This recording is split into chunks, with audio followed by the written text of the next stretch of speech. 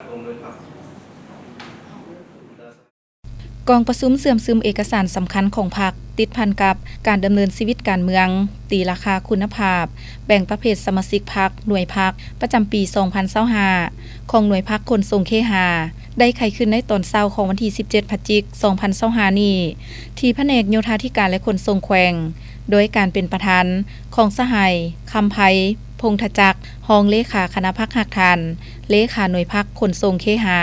มีบรรดาคณะพรรคแขกรับเชิญและสมาชิกพรรคสมบูรณ์สำรองเข้าร่วม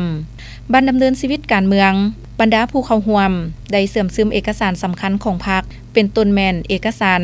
คำแนะนำของคณะจัดตั้งศูนย์กลางพรรคเกี่ยวกับการก่อสร้างหน่วยพรรคปลอดใสเข้มแข็งนักแน่นกฎระเบียบพรรคสมัยที่ 11 หมวดที่ 1 มาตรา 4 6 และหมวดที่ 6 มาตรา 33 บทแนะนำของคณะกวดกาพรรคแขวงเกี่ยวกับการเขียนบทสำรวจการนำพารวมของคณะพรรคติดพันกับการเพิ่มทวีก่อสร้างหน่วยพรรคปลอดใสเข้มแข็งนักแน่นกฎหมายว่าด้วยพนักงานรัฐกรฉบับปรับปรุงบางหมวดบางมาตราที่สำคัญดำรัสของรัฐบาลว่าด้วยการประเมินผลงานของพนักงานรัฐกรคำแนะนำของแขวงเกี่ยวกับการค้นคว้าคัดเลือกผลงานประจำปีของบุคคลกรมกองร่วมหมู่และบานที่มีผลงานดีเด่นเพื่อย่องยอสรรเสริญคันแขวงจากนั้นสหายฤทธิ์สัมพันธ์วงนาทีรองเลขาหน่วยพรรคขนส่งเคหาได้สรุปตีราคาคืนผลได้รับในการปฏิบัตินำพาซี่นำภายในหน่วยพรรคตลอดระยะผ่านมายกให้เห็นผลงานการเคลื่อนไหวนำพาซี่นำและด้านอ่อนโคงข้างที่จะได้สืบต่อแก้ไขในต่อหน้าหน่วยพรรคขนส่งเคหามีสมาชิกพรรค36สหายหญิง9สหายตลอดระยะผ่านมาคณะพรรคได้ถือเอาเวียกงานการเมืองแนวคิดเป็นปัญหาสำคัญเข้าในการศึกษาอบรมการเมืองแนวคิดให้พนักงานสมาชิกพรรครัฐกรมีความนักแน่นทางด้านการเมืองมีความเข้มแข็งทางด้านการจัดตั้งโดยติดพันกับเวียกงานวิชาเฉพาะแม้นได้เคลื่อนไหวตามพระบทบาทสิทธิหน้าที่ของตนเพื่อยกระดับความรับรู้และความเข้าใจเป็นเอกภาพต่อแนวทางแผนนโยบายของพรรครัฐพร้อมกันนั้นได้เอาใจใส่ค้นคว้าพันขยายบรรดานิติกรรมเวียกงานวิชาเฉพาะเป็นต้นแม่นเวียกงานคุ้มครองการขนส่งเวียกงานคุ้มครองการสัญจรเวียกงานความปลอดภัยทางหลวง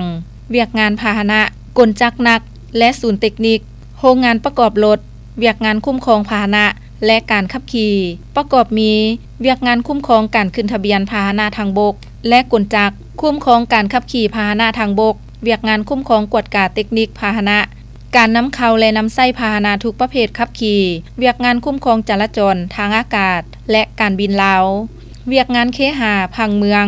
และน้ำประปาประกอบมีเวียกงานเคหสถานและวัสดุก่อสร้างเวียกงานผังเมืองและพัฒนาตัวเมือง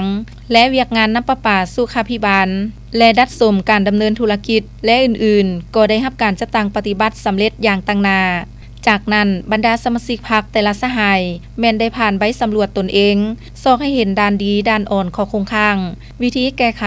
เพื่อให้หมู่คณะประกอบคำเห็นเป็นการตำหนิส่งข่าวก่อสร้างช่วยเหลือซึ่งกันและกันพร้อมทั้งให้คะแนนตามมาตรฐานที่กำหนดไว้เป็นบ่อนอิงเป็นไม้ลาวัดแทกในการปฏิบัติหน้าที่เวียกงานทั้งเป็นตัวชี้วัดในการรับรองแผนการก่อสร้างหน่วยพรรคปลอดใสเข้มแข็งนักแน่นในต่อหน้า